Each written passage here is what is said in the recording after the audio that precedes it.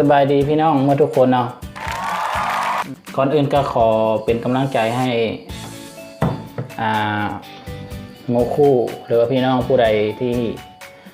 ไกลบ้านที่เป็นลูกจ้างให้งานคือกำเฮานี่เนาะก็ขอเป็นกำลังใจให้ทุกๆคนเด้อสู้ๆมื้อนี้จะมาพาพี่น้องกินเมนูต้มโพนพี่น้องต้มโพนกระหอกนี่ต้มโพนกระหอกอาหารป่าพี่น้อง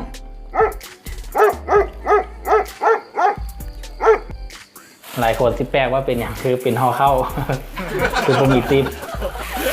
บอกเลยว่าห่อข้าวนี่แลกมาแต่ละเดือนจะมีปี้กินข้าวอะไรได้ปี้นี่ไปแลก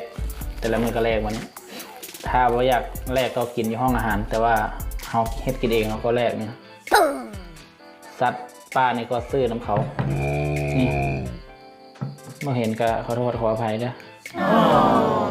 อยู่ผู้เดียวบ่มียังเฮ็ดกินข้าวโซฟีสนองเบิ่งนะใครบ้านไกลก็อย่าลืมคอมเมนต์ทักทายกันด้วย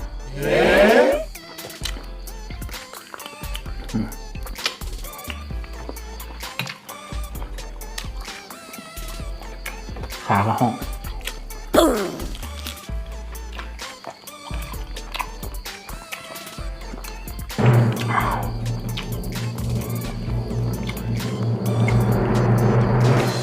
ถ้าใครว่ากระเจอกระตะหรือว่า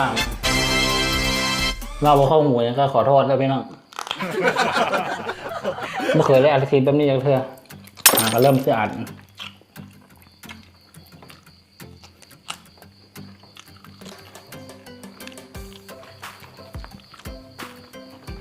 จะสิกินเมิร์ดวันนี้ถ้วยนึงเป็นยังไง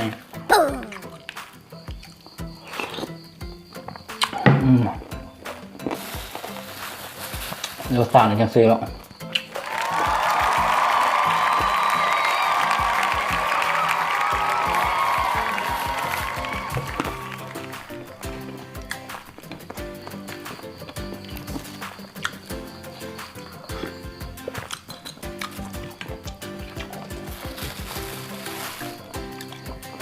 เฮ็ดเอง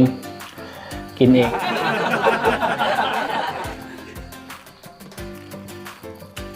ถ่ายอยู่บ้านไกลหรือว่าไปเฮ็ดเวียกไกลบ้างก็อย่าลืมคอมเมนต์นะพี่น้องทักทายกันได้นะยินดีรู้จักทุกๆคน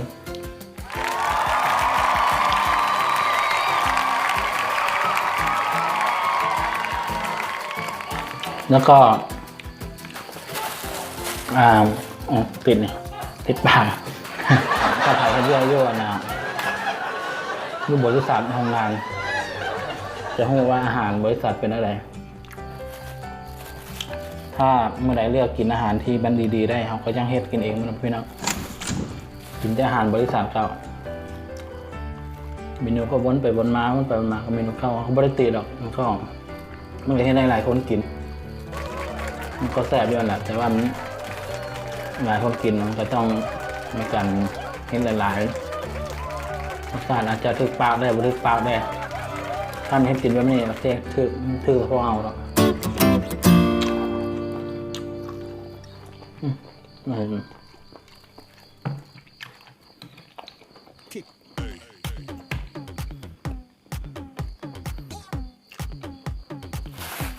ขากระหอก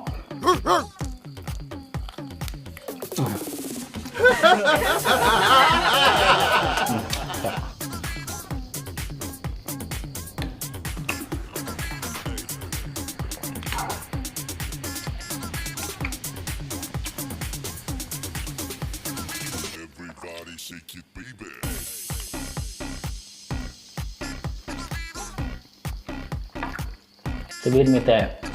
กินข้าวนอนตื่นมาไปเวียกเงียบเวียกทำมาครับกินข้าวนอนให้เวียกจนครบมือพักคนอ่ะ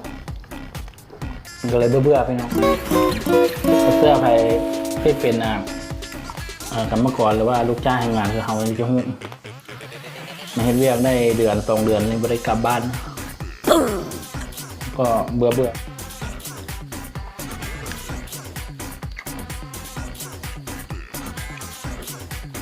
ต้มโพ่นของที่บอกข้าวๆต้มโพ่นได้ยังไงบางคนน่าจะพูดมาได้คลิปในเบื้องตอนเห็นยุ่งหลายเพราะ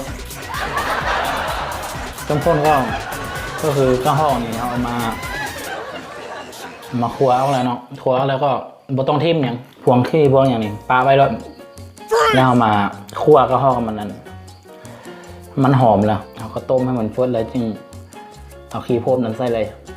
บ่ต้องทิ่มอย่างอุตส่าห์จะหวานๆขมๆนิดนึงครับ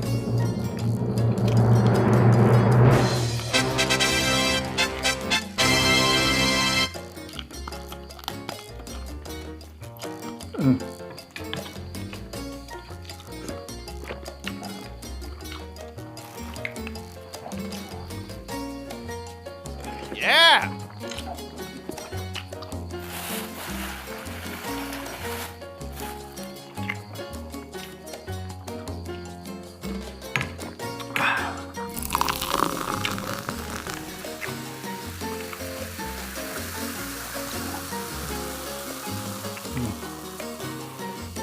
ขามัน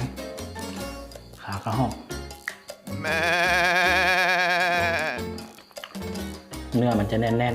ๆมันจะคล้ายคือกินหนูนี่แหละแต่มันคนละรสชาติกันนะ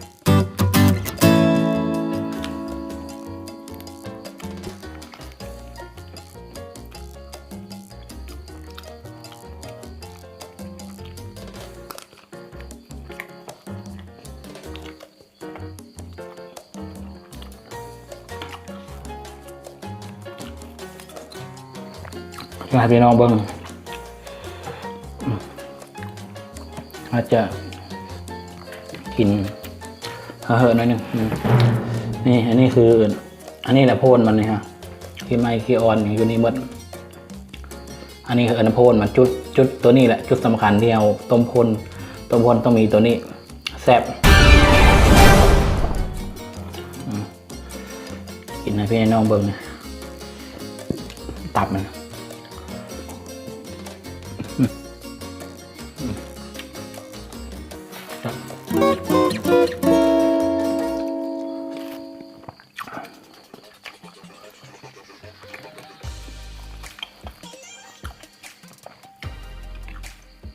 พี่น้อง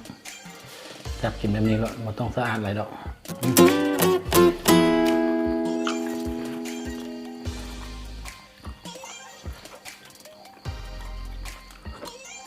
ไผ่แถวบ้านนอกคือเขาเนี่ยไผ่เห็นไผ่จะหูดอกเราสไตล์เดียวกันกินเขาอยู่บ้านนอกบ้านนากินบ้านนี้บางเมืองบุมีบ่วงกลางบ่วงอย่างเนาะบ่วงเดียวแล้วก็จับขึ้นมาใส่มือแล้วแบบนี้แล้วแซ่บแซ่บ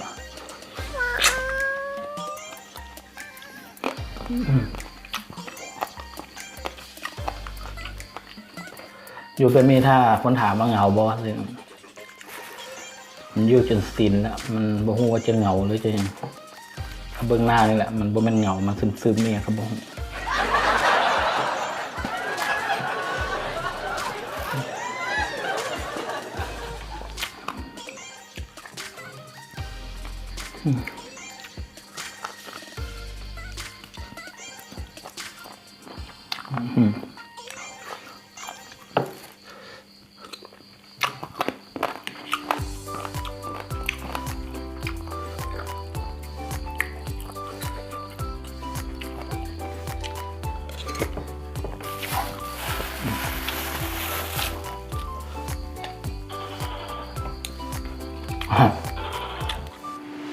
เห็นปะ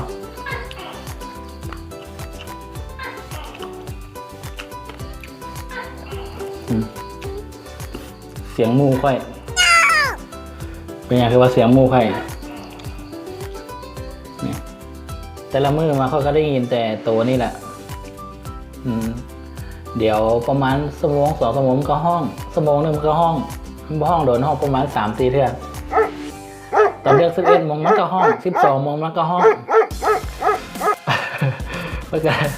ก็เลยว่าเอ๊ะมันอะไรแท้ตัวนี้ ตัวห้องดูห้องดันเนี่ยห้องบูห้องโดนในห้องซีเท่ากับปุ๊กให้เขาลูกนอนนี่แหละเขาไปแจ้งบริหารมาแอร์มันว่าเย็นใช่ไหมแอร์ค่อยย้ายมาเขาเลยว่าค่อยมาย้ายมาอยู่อีกห้องข้างๆนี่อีกตึกดึงเลยแต่ว่านั้นบ่ได้ติดกันนะหมายถึงบ่ได้ต่อกันนะแต่ว่ามันว่างประมาณ1 เมตร 2 เมตร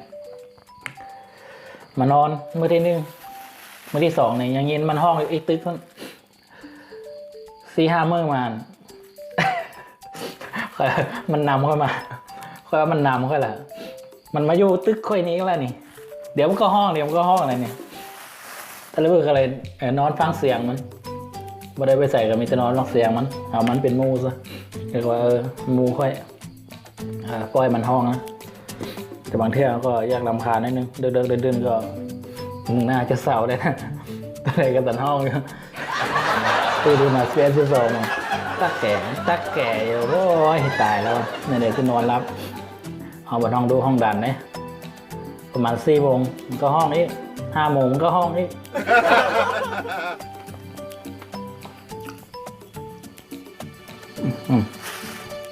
อิ่มแล้วมันสำหรับคลิปนี้ก็มาตอนนี้พี่น้องไหนก็ขอ